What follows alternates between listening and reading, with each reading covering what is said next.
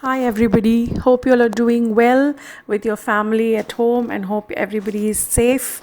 Now, since most of us are doing a lot more cooking than baking, I thought I'll share one of my family recipes for y'all. I've been getting a lot of requests to share the recipe since I shared the making of it in my Instagram story a few weeks back. So I said, why not make a YouTube video? Now, more than the recipe, which is going to come at the end of this video, the techniques are very, very important. So I want you all to concentrate and follow every tips and tricks I'm giving you in this video if you're going to take your biryani making seriously. Now, I'm using mutton for this dish, but you can replace it with chicken or even assorted vegetables. Now, in a large pan, as large as you can find, I'm adding the oil. I've added the whole garam masalas, which is a cinnamon, clove and cardamom, green chilies and thinly sliced onions, and fry them till they are slightly brown. Now this is very important. The stage at which you stop cooking the onions is right now. If you see, the onions are not fully browned, but they're just starting to get brown, especially at the edges, and they're nice and translucent but slightly brown as well. Now it is at this stage you will add your vegetables or your meat of choice. Now I am adding mutton. Make sure the vessel you use is hard bottom and so that and the flame is high. Now add your meat or your vegetables. You can add assorted vegetables of your choice and use the same recipe, comes out brilliantly. Now as soon as you add your vegetables or meat, add salt. I'm using rock salt and ginger garlic paste. Now my ginger garlic is of equal proportion. Now after this, I'm adding red chili powder and mix it around nicely so that your meat or your vegetables nicely cook in the masalas and become slightly brown. Once you toss it around in all those delicious masalas, close the lid and let it cook for about 5 to 10 minutes. After that, this is at this stage. Now if this is chicken or vegetables, after 5 to 10 minutes of cooking, add the tomatoes and the other stuff which I'm doing. If it's mutton, you can let it cook for about 10 to 15 minutes before you add this. Make sure either way the meat or your vegetables are nicely brown. Now I'm adding thinly sliced tomatoes. Give it a nice mix.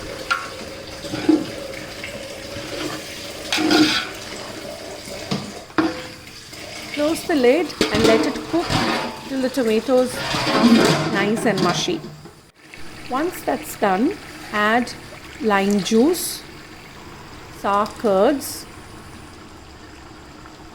and finely cut coriander and mint leaves. Give this a nice mix. Let your vegetables or your meat soak up all the masalas. I just wish you could smell this. It's absolutely yummy. Once you give it a nice toss, close the lid and let it cook till the meat is almost done. If this is chicken, this will take about 10 to 15 minutes. Because it's mutton, it took about 20 to 30 minutes. If you can also add this entire thing to your cooker, your pressure cooker, so that it cooks faster. Now once your meat is done, keep that to one side. And another pot, boil some water with bay leaf, 1 cinnamon, cardamom and your clove. Add basmati rice and let it cook till parboiled. Now I'll show you at what stage you have to take the rice out. Don't stir it too often, but gently give it 1 or 2 stirs. And yes, I added some salt to this. Now this is the stage. Your grain of rice should break as soon as you press it between your fingers. See how the rice is breaking, but it should not squish. Once that's done, that's parboiled. Strain it. Don't throw out the water. And see, this is a stage how your gravy should be. It should just be a thick sauce enveloping your meat or your vegetables. Spread the rice around.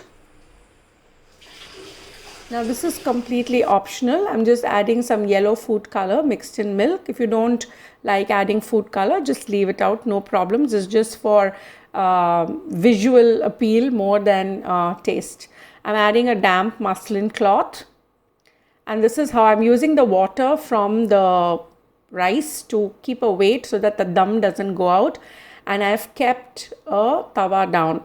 Now you know your rice is ready when you lift the lid and a big draft of hot air comes out.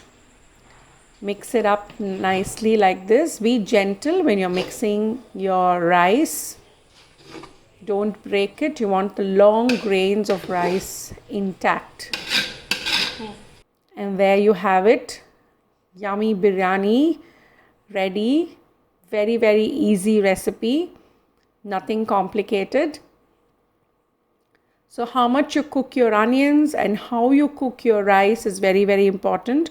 If you notice, we've not added any water in the gravy, and that's the secret to the yumminess of this biryani. I really hope you'll make this and you'll enjoy with your family. Be safe, and if you make this, do tag us, do follow us on Instagram.